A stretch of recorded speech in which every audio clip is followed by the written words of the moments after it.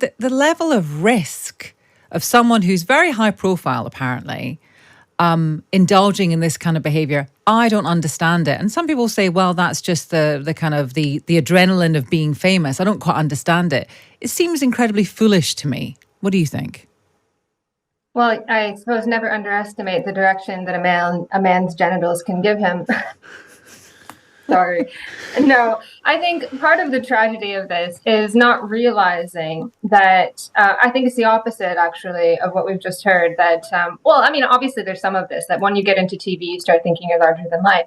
But on the other hand, there's an element of not realizing that you're supposed to be larger than life, that you can't really do those things that other people do who are not in the public eye, like meeting up from dating apps, being a jerk on dating apps is unfortunately pretty normal behavior. All right. Yeah. And I don't want to live in a world in which everybody gets, outed and dragged for being a jerk. I would hope that people are jerks or are not jerks, but I think you should be free to be that. Right. And I think part of the issue here is that we really just love to see a star fall. It's dressed up in this like language of moral righteousness and the vulnerable and all of this.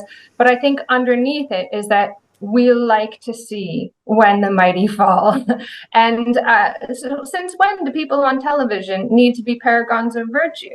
And it's this idea, like the same thing happened with Caroline Flack. As soon as she was accused of assaulting her partner, there was this huge crusade to get her fired, and she was dropped from a lot of the shows. Like, whatever happened to innocent until proven guilty?